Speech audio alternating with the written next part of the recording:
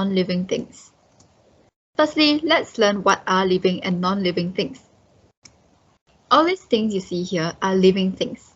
This cat, the bird, mushroom, tree, and butterfly all look different from each other. Some are small, some are big, some can fly, some cannot. But they all have something in common. It is that they are alive.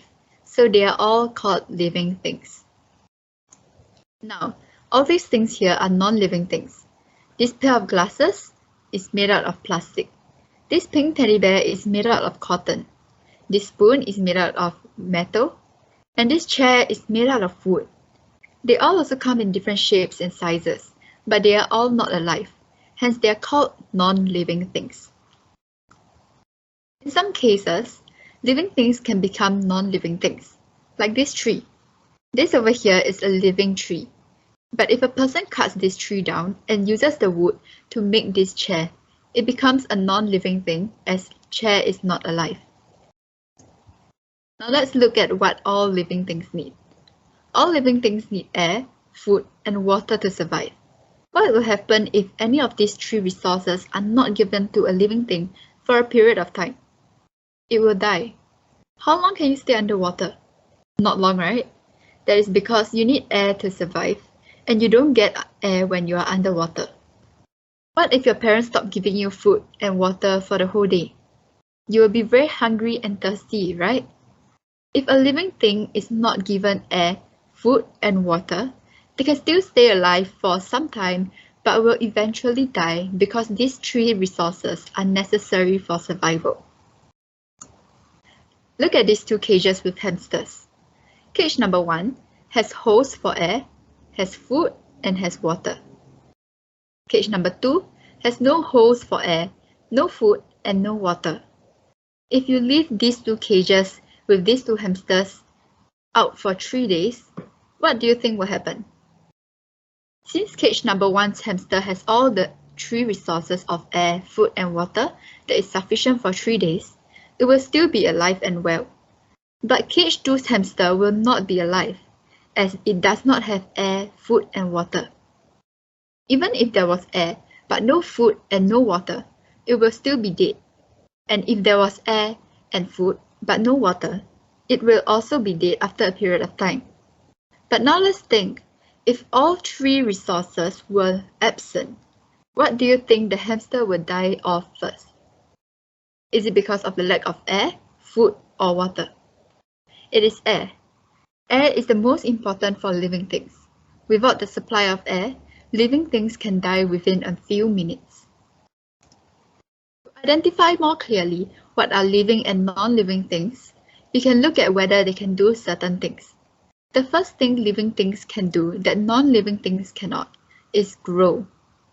When living things develop, they get bigger, taller, and heavier. This is what we call growing. They take in food and water to grow. Look at this picture on your left. You can see how humans can grow from being a baby to a teenager to an adult and then eventually grow old like your grandparents. Plants also are living things and can grow from a small seed into a seedling and into a bigger tree. What about your teddy bear? Can it grow? No, it can't because it is a non-living thing. The second thing a living thing can do is respond. When there are changes in the surroundings, living things behave and react a certain way, which is called responding. For example, if it gets cold, your body automatically responds to the change in temperature by shivering. Let me ask you a question. Do you think plants can respond? Yes, they can. Plants also move by themselves, but usually more slowly and less obviously. This video shows a mimosa plant responding to touch. It closes its leaves as a response to someone or something touching it. And look at the next plant. You can see it bending and pointing towards one direction. This is because they need light to make food, and since there is not enough light in this room, they need to grow towards the light from the window. In this example, you can see that plants can respond to the lack of light by moving around to find it. The third thing living things can do is reproduce.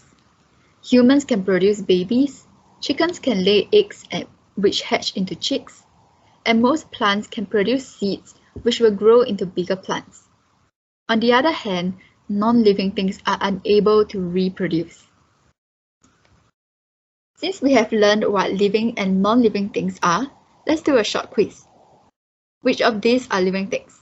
Let's start from the left. First, we have a monkey. A monkey eats bananas, can swing around the trees, can reproduce, and do many more things. So, it is a living thing.